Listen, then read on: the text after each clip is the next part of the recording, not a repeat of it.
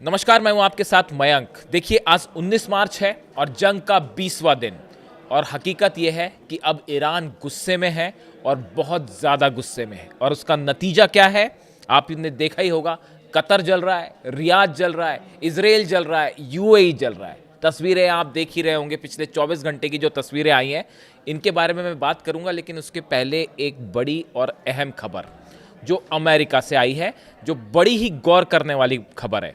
देखिए, अब से कुछ देर पहले, कुछ घंटों पहले वॉशिंगटन में एक अमेरिका के मिलिट्री बेस के ऊपर, आर्मी बेस के ऊपर कुछ अनआइडेंटिफाइड ड्रोन देखे गए। क्या ये ईरान के ड्रोन थे? अगर हम सीधा सवाल पूछें, जिसको लेकर पूरे अमेरिका में इस समय जो है वो परेशानी की लहर छाई हुई है और हर शख्स ये जानना चाहता है कि क्या ये वॉशिंगटन के अंदर ईरान के ड्रोन पहुंच चुके हैं। देखिए, पहले आप पूरी खबर समझिए जो वॉशिंगटन पोस्ट ने छाप रखी है। पूरे अमेरिका के मीडिया में एक खबर है, US official spotted unidentified drones over a Washington army base where secretary of state Marco Rubio and defence secretary Pete Hegseth was present. America के इस आर्मी बेस में, वॉशिंगटन आर्मी बेस में विदेश मंत्री मार्को रूबियो और America के रक्षा मंत्री पीट हेग्सेथ मौजूद थे। इसी दौरान अचानक इस आर्मी बेस के ऊपर कुछ ड्रोन्स दिखाई देते हैं।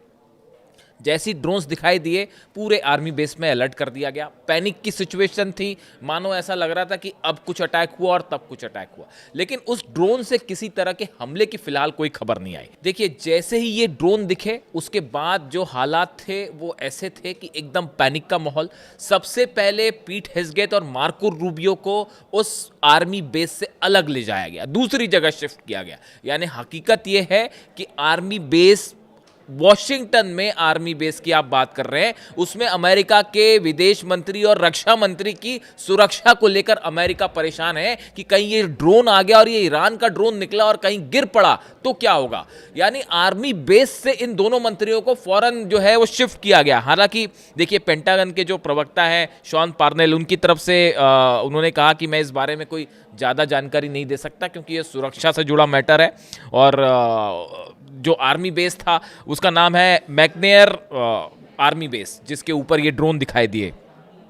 इसके अलावा उन्होंने ये भी जानकारी देने से मना कर दिया कि मार्को रूबियो और पीट हेग्सेथ को कहाँ शिफ्ट किया गया, कब शिफ्ट किया गया। ये सब जानकारी उन्होंने सुरक्षा कारणों से नहीं दी, और वाजिब है कि नहीं दी उन्होंने। लेकिन अब देखिए, इस घटना ने एक बहुत बड़ा सवाल खड़ा कर दिया है। कुछ दिनों पहले मैंने आपको एक रिपोर्ट बताई थी कि जिस तरह से एफबीआई की वार्निंग आई थी कि कुछ ड्रोन्स जो है, कुछ एक जहाज, उसमें जो स्पेसिफिक जानकारी थी कि एक मिस्टीरियस जो है शिप वो अंदर आ सकता है, अमेरिका के आसपास हो सकता है पहले से मौजूद, और उसके ऊपर से ड्रोन टेक ऑफ कर सकते हैं और कैलिफोर्निया में या अमेरिका के कुछ हिस्सों पर हमले हो सकते हैं। ये जानकारी एफबीआई ने दी थी, जिसको लेके डोनाल्ड ट्रंप से भी सवाल किया गया था। पूरी अमेरिका में सवाल उठ गए थे कि भैया क्या घुस के हमला होने वाला है। उसके बाद वॉशिंगटन में अज्ञात ड्रोन आर्मी बेस के ऊपर उड़ना, पूरी अमेरिका की सुरक्षा एजेंसियां इस समय पैनिक में हैं और सबको ये लग रहा है कि क्या अब ये दिन देखना पड़ेगा कि ईरान अब घर में घुस के अमेरिका पर हमले करने वाला है।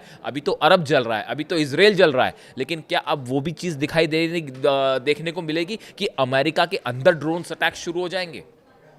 इस तरह की बात ईरान की तरफ से भी कही गई है कि आगे आगे देखिए क्या होता है।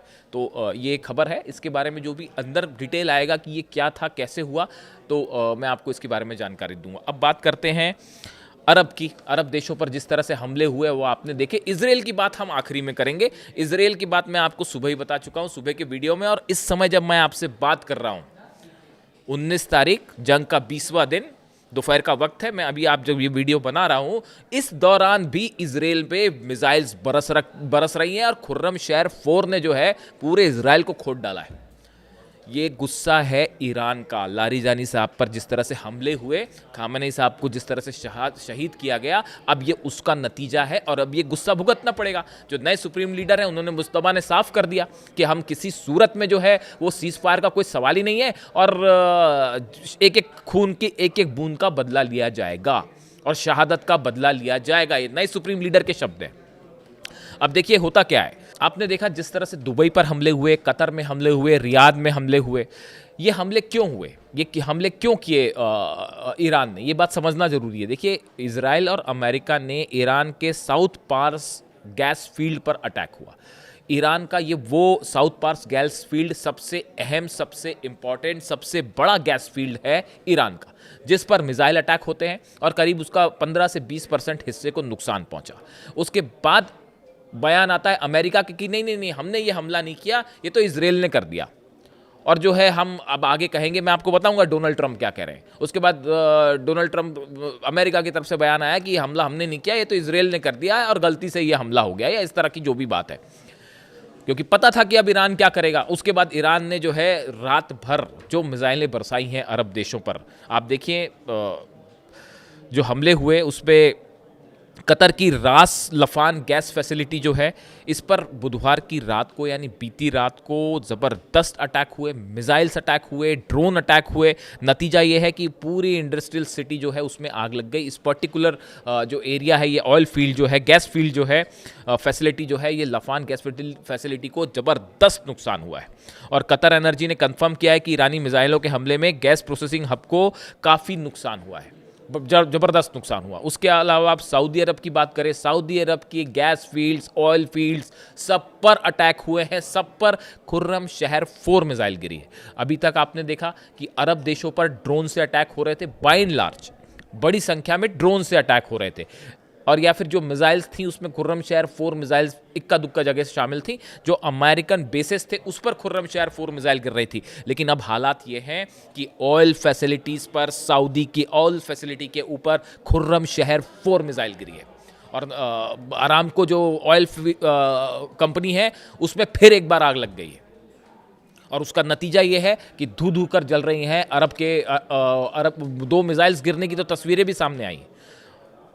जितनी ऑयल फैसिलिटीज़ हैं, गैस फैसिलिटीज़ हैं, चाहे वो अरब में हो, चाहे कतर में हो, चाहे यूएई में हो। यूएई में कल ही हमले हो गए थे, फुजरान पोर्ट जो है उस पर हमले हुए, ऑयल रखने के जो ठिकाने थे उस पर हमले हुए हैं, गैस फील्ड्स हैं उनको निशाना बनाया जा रहा है। यानी 3 बड़ी जगहों पर, कतर में, यूएई में और सऊदी में बड़े हमले शुरू हो गए हैं। और मैंने आपको देखिए पिछले वीडियो में ये बताया था कि अब तेल में आग लगेगी। जब ये हमला हुआ था ईरान की साउथ पार्स गैस फील्ड पर, जब हमला हुआ था तभी मैंने आपको बता दिया था कि अब ये तेल की जंग हो जाएगी। और अब ये एक ऐसा तेल का खेल अब शुरू हो चुका है जो अब ये कहाँ जाके रुकेगा कोई नहीं, इसके बारे में अनुमान लगाना भी बेहद मुश्किल है।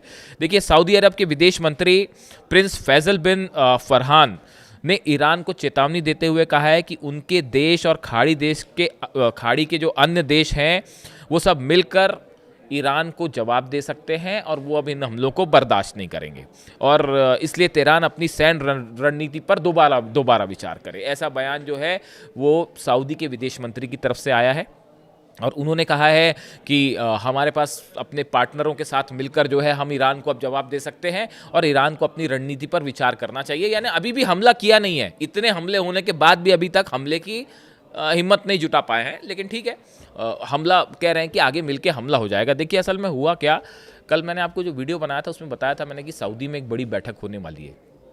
ये बैठक चल रही थी, 12 देशों के प्रतिनिधि शामिल थे और वो ये चर्चा कर रहे थे सऊदी में कि अब आगे क्या किया जाए ईरान को लेकर और कैसे क्या किया जाए, ये चर्चा चल रही थी। ये चर्चा के बीच में, मीटिंग के बीच में खुर्रम शहर 4 मिसाइल गिरती है सऊदी अरब में। उसके बीच में मिसाइल्स गिरनी शुरू हो गई यूएई में, उसके बीच पर मिसाइल गिरनी शुरू हो गई कतर में, और जो सबसे बड़ी जो ऑयल और गैस फैसिलिटी है उसको उड़ा दिया गया। यानी आप देखिए, ईरान की तरफ से कल ही ईरान ने बात कही थी, ईरान की सेना की तरफ से बयान आया था कि अगले चंद घंटे बेहद भारी होने वाले हैं इजराइल के लिए भी और सऊदी के लिए भी। देखिए, इस तरह से लगातार खबरें आ रही हैं। यूएई पे हमले का कारण मैंने आपको बताया, खार्ग आइलैंड पर जो हमले हुए उस पर बताया गया कि टेक ऑफ सऊदी से हुआ था, टेक ऑफ यूएई से हुआ था, B-2 बॉम्बर्स यूएई से उड़े थे, तो अब यूएई पे हमले हो रहे हैं। अब सऊदी को लेकर जहाँ तक बात है कि सऊदी के बेसिस जो है, और इस तरह की भी लगातार खबर है कि सऊदी अमेरिका के साथ ज्वाइन कर सकता है या सऊदी मदद कर रहा है अमेरिका की, इस तरह की जो खबरें हैं उसको लेकर ईरान सख्त नाराज़गी ईरान ने जाहिर की थी और ये कहा था कि मिलिट्री बेसिस जो हैं वो आपके यहाँ सुरक्षित नहीं है, आप दूर हो जाइए इनसे और मदद बंद कर दीजिए। लेकिन ऐसा नहीं हुआ। नतीजा है कि सऊदी पर भी हमले हो रहे हैं। कतर का भी यही स्थिति आप देख सकते हैं। अल उदैद बेस पर बड़ी तबाही मची है। अमेरिका का वो बेस जहां पर लगातार बॉम्बर्स उतर रहे थे और जहां पे F-35 जेट्स उतर रहे थे, अब उसका हाल देखिए आप, रडार सिस्टम पूरी तरह से तबाह है। और अब तो कतर की, अब ये मामला सिर्फ मिलिट्री बेसिस पर हमले का नहीं रहा है, अब ये ऑयल और गैस फैसिलिटी पर हमले हैं। और अब मिडिल ईस्ट एक बार नई, इस जंग में नई एंट्री, एक नए दौर में ये जंग प्रवेश कर चुकी है, जिसमें अब खतरे में कोई भी सुरक्षित नहीं है। ईरान की तरफ से एक बार फिर जानकारी दी गई है, ईरान की तरफ से कहा गया है कि हम आपको एक बार फिर चेतावनी देते हैं, आपने इस्लामिक गणराज्य यानी ईरान के ऊर्जा के ढांचे पर हमला करके बड़ी गलती की है। अगर इसे दोहराया गया तो आपके और आपके सहयोगियों के ऊर्जा ढांचे पर हमले तब तक नहीं रुकेंगे जब तक ये पूरी तरह से तबाह नहीं कर दिए जाते। ईरान ने कहा है कि अगर दोबारा हमारे किसी भी गैस फील्ड पर, ऑयल फैसिलिटी पर हमला हुआ तो जितने अरब देश हैं इनके पूरे ऑयल फैसिलिटीज़ पर तब तक मिसाइल मारी जाएंगी जब तक ये जल ना जाए। अब देखिए इसके बाद जो हाहाकार मचा है अमेरिका में और अरब देशों में, किसी को समझ नहीं आ रहा कि क्या किया जाए। और अब उसके बाद डोनाल्ड ट्रंप का बयान बेहद अहम बयान है। अब देखिए डोनाल्ड ट्रंप क्या कह रहे हैं। मध्य पूर्व में हुई घटनाओं को लेकर गुस्से में इजरायल ने ईरान के साउथ पार्स गैस फील्ड ठिकाने पर हमला किया। पूरे क्षेत्र का एक छोटा सा हिस्सा ही प्रभावित हुआ है। अमेरिका को इस हमले की कोई जानकारी नहीं थी और कतर को भी इससे कोई लेना देना नहीं था, ना उसे इस हमले की कोई जानकारी थी। अब डोनाल्ड ट्रंप अपनी जान बचाते फिर रहे हैं। वो ये कह रहे हैं कि यानी अमेरिका ने साफ पल्ला झाड़ लिया। उन्होंने कहा कि भैया देखिए ईरान पर जो पार्स गैस फील्ड पर हमला हुआ वो हमने नहीं किया, हमको नहीं जानकारी थी, वो तो इजरायल ने कर दिया और कतर को भी जानकारी नहीं थी। अब ये बात किसको हजम होगी बताइए। और ये अलग अलग हमले मार दिए जाए कि अमेरिका अलग हमला कर रहा है, इजरायल अलग हमला कर रहा है, या दोनों एक साथ जंग कर रहे हैं। इस बयान का क्या मतलब है? इस बयान को मतलब मेरी तो समझ के बाहर है। अब आप इसको जो समझते हैं समझिए। दुर्भाग्य से ईरान को तथ्यों की, डोनाल्ड ट्रंप कह रहे हैं, दुर्भाग्य से ईरान को तथ्यों की जानकारी नहीं थी और उसने बिना उचित कारण के कतर के LNG गैस ठिकाने पर हमला कर दिया।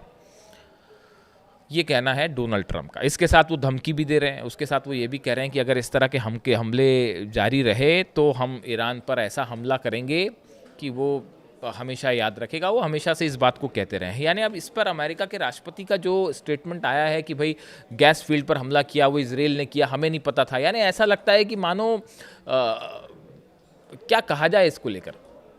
इसीलिए अमेरिका में ये कहा जा रहा है कि डोनाल्ड ट्रंप के पास कोई रणनीति नहीं थी इस युद्ध में अंदर जाने की और ना ही बाहर आने। अब तो फंस गए, अब तो बाहर आने का सवाल ही नहीं है। ईरान ने साफ कर दिया किसी सूरत में सीज़फायर नहीं होगा। और जो ये हमले हो रहे हैं, टारगेट किलिंग्स हो रही हैं, ये हत्याएं हो रही हैं। अली लारीजानी साहब को जिस तरह से निशाना बनाया गया, नई इंटेलिजेंस चीफ को निशाना बनाया गया, बासिस फोर्स के जो हेड है उनको निशाना बनाया गया, ये ब्रूटल मर्डर्स हैं, हत्याएं हैं ये, और उनका एक एक शहीद का जवाब लिया जाएगा, ये ईरान की सेना का कहना है। अब इस बीच में चीन की एंट्री हो गई है। ये जितने हालात हैं, बताया जा रहा है कि ये अगर ऐसे ही कुछ दिन और चलता रहा तो ये कोविड के स्तर से बड़ा क्राइसिस होगा। यानी अगर आप क्राइसिस को नापना चाहें कि कितना बड़ा संकट आ सकता है पूरी दुनिया में, तो जो कोविड के समय जो संकट था उससे भी बड़ा संकट आ सकता है, ये माना जा रहा है। तो चीन की अब एंट्री हो गई और बताया जा रहा है कि एक बार फिर अब चीन की तरफ से कोशिश हो रही है कि किसी तरह से शायद इस हालात को नियंत्रण में लाया जाए। रूस ने साफ कह दिया है कि जो किलिंग्स हो रही हैं, हत्या करार दिया है रूस ने, पुतिन ने हत्याएं करार दिया, जिस तरह से लारीजानी साहब की हत्या हुई थी, और पुतिन भी सख्त नाराज़ हैं इन किलिंग्स को लेकर। यानी अब आप देखिए हालात क्या है कि अमेरिका में ड्रोन घुस रहे हैं, अरब के गैस और तेल की जितने इंस्टॉलेशंस हैं वो जल रहे हैं, और इजराइल की जो ज़्यादा बात करने का मतलब नहीं है, क्योंकि वहाँ पता चलेगा क्या हुआ। 300 मिसाइल्स ने हिट किया है इजराइल को बीती रात। रेलवे स्टेशंस तबाह हुए हैं, बस स्टैंड्स तबाह हो गए हैं, आपके जितने मेट्रो स्टेशन हैं उन पर वो गिरी है। बेन गुरियन एयरपोर्ट तो पता नहीं कितनी मिसाइल्स गिर गई वहाँ पे, अब हिसाब नहीं लगाया जा सकता। 10 से 15 की खबर हमारे पास थी, अब आगे पता नहीं, अभी इस वक्त कितनी मिसाइल गिर रही होंगी उसका पता नहीं लगाया जा सकता। कितने प्लेन्स तबाह है, बेन गुरियन एयरपोर्ट पूरी तरह से तबाह हो चुका है जो जानकारी है। इसके अलावा कितने ठिकाने ऐसे हैं जहां मिसाइल्स गिरी हैं, कितने लोग की कैजुअलिटी, कल ही खबर आ रही थी कि 200 से 250 लोग मारे गए हैं, और उसको इजराइल कैसे कबूल करेगा सामने आएगा, वो पता चलेगा। लेकिन फिलहाल हालात ये हैं, ईरान गुस्से में है और बहुत गुस्से में है। अपडेट होगा आप तक पहुंचाऊंगा। Thank you so much.